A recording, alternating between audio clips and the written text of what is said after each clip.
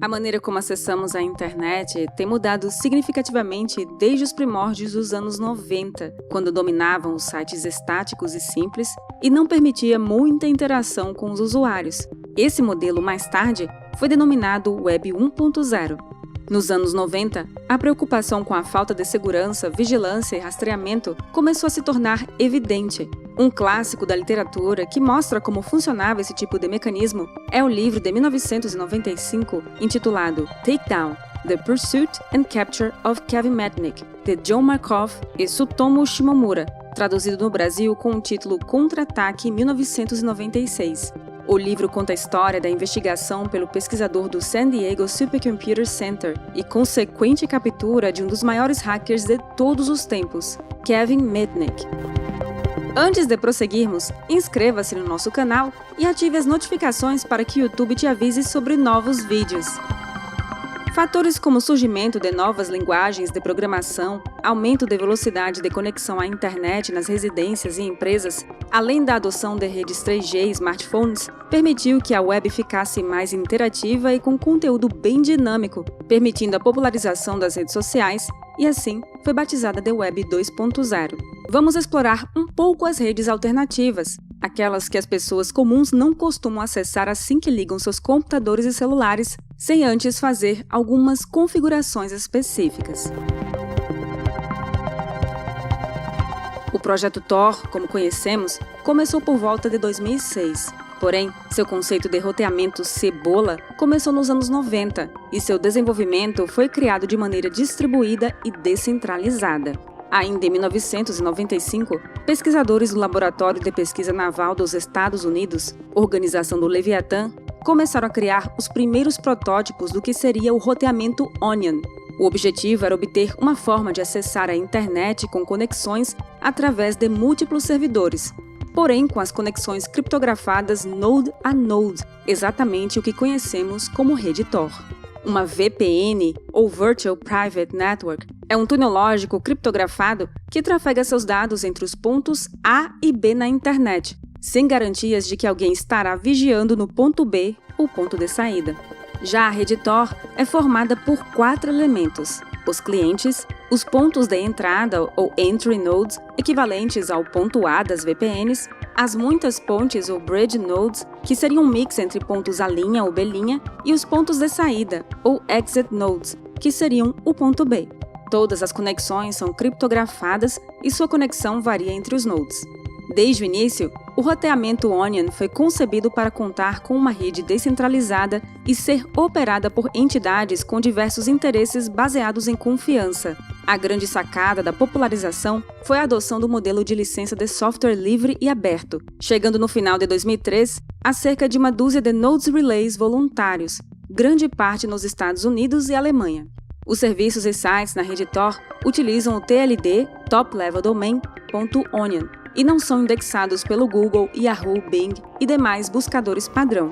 Por exemplo, o endereço do site conhecido como serviço de e-mail proton.me, cujo endereço na internet de superfície é https://account.proton.me/login, se torna algo bem mais longo, como você pode ver na tela. Caso o usuário tente acessar o endereço .onion, ele não será entendido e o browser retornará com uma mensagem de erro. Porém, se o browser estiver navegando corretamente na rede Tor, o site abrirá normalmente. Em 2004, a nossa conhecida Electronic Frontier Foundation, EFF, começou a financiar o trabalho na rede Tor, culminando na fundação em 2006 da organização sem fins lucrativos. E a história se repete como aconteceu com o ICANN, Internet Society, entre outros. Em 2007, a organização começou a desenvolver pontes à rede Tor para enfrentar a censura, tais como a necessidade de contornar firewalls governamentais para prover acesso de seus usuários à internet aberta. Outra característica interessante da rede é a premiação, entre aspas, por manter uma bridge online. Existem campanhas da Fundação Tor que vão de adesivos a agasalhos com o logotipo da cebola, pagos com doação via cartão de crédito ou PayPal. Porém, curiosamente, eles não aceitam doações em Bitcoin. De forma bastante simplista, o interessado em acessar a rede Tor só precisa baixar e instalar o navegador Tor Browser no site www.torproject.org, disponível para o Windows, macOS, Linux e Android, ou o Orbot no iOS. A rede Tor é uma ferramenta poderosa para ocultar a atividade da internet. No entanto, o Tor não está livre de vulnerabilidades e erros. Por exemplo, sempre existe o risco de os invasores controlarem e monitorarem vários nodes. Se o ponto de entrada e o node de saída de uma rota estiverem sob o controle de um único jogador, é possível determinar a identidade do usuário, e é assim que o Leviatã volta e meia consegue assegurar a derrubada ou a vigilância de usuários que acessam seus sites. Como a lista de todos os nodes do Tor está disponível publicamente, é particularmente fácil para governos autoritários, ou não, censurarem o acesso à rede de anonimato. Para contornar esse problema, a rede Tor também inclui nodes não registrados, denominados bridges. O usuário deve solicitar explicitamente esses transmissores do projeto Tor, que são armazenados no cliente. Por esses motivos, foi desenvolvido o sistema Snowflake Tor, um subconjunto com os mesmos atributos de um Node Bridge Tor convencional, porém com conexões entre usuários para circundar possíveis ataques através de proxies. Esses proxies são leves, efêmeros e fáceis de executar, permitindo escalar o Snowflake Tor com mais facilidade do que as técnicas anteriores. Para usuários censurados, se o seu proxy Snowflake for bloqueado, o corretor encontrará um novo proxy para você automaticamente.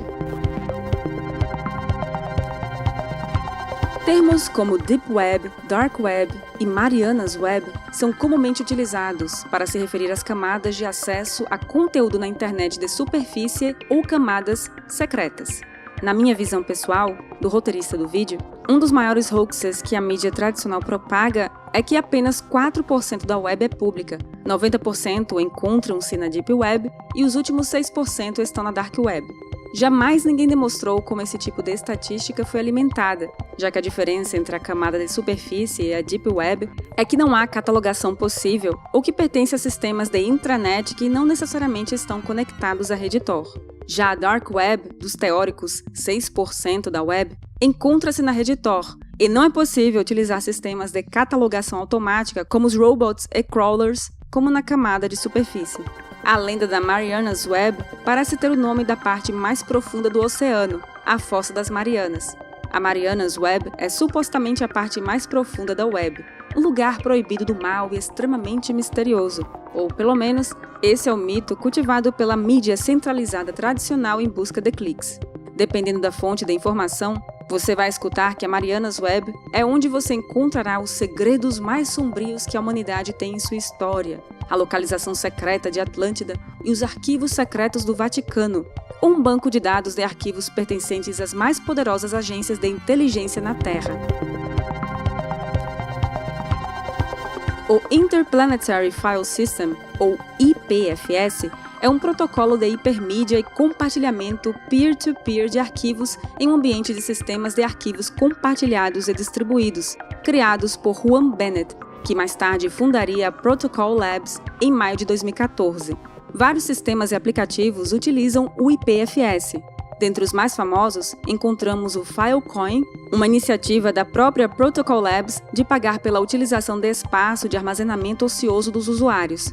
Browsers como Brave e o Opera possuem suporte ao IPFS. Big Techs como Microsoft e Cloudflare também utilizam o protocolo em algumas de suas operações.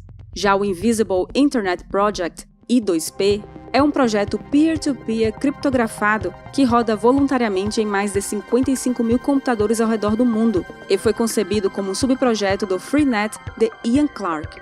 São projetos bastante similares ao Tor e também requerem que o usuário baixe seus respectivos softwares para que se possa navegar em seu conteúdo. Outra iniciativa que vale a pena citar é a ZeroNet, um projeto de 2015 liderado por Tomás Cochise, um programador autodidata que se inspirou no Bitcoin e em seu conteúdo descentralizado e distribuído. A ZeroNet é uma plataforma web descentralizada e peer-to-peer, onde os sites não possuem um endereço IP e DNS, mas endereços de chaves públicas e criptografia da rede Bitcoin. Seu conteúdo bastante extenso vai de fóruns, e-mails, sites, conteúdo multimídia, dentre vários outros. Por fim, com o profundo interesse do Leviatã em vasculhar as vidas dos usuários para principalmente roubá-los e coagi-los em forma de impostos ou de leis positivadas de cerceamento da liberdade, a privacidade se torna algo a ser pensado.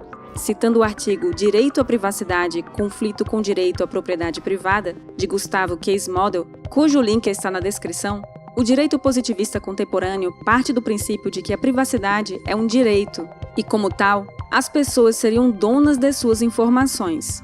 Ou pior, as pessoas seriam donas de todas as informações que se referem a elas.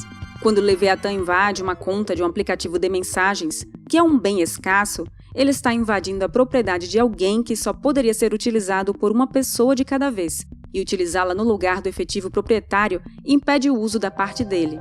Isso sem falar que o hacker pode também ter violado os termos de uso, podendo ser responsabilizado frente à empresa também, se ele tiver utilizado a plataforma para ter acesso à conta violada.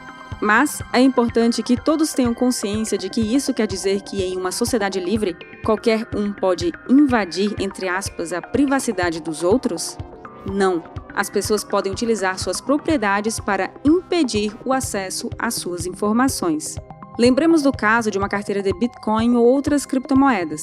Você é o efetivo proprietário desse bem escasso, com total controle sobre o bem, apesar de ainda precisar do acesso à tecnologia da blockchain para ser operacional, em especial a rede Bitcoin, a única realmente descentralizada e longe das garras do Leviatã.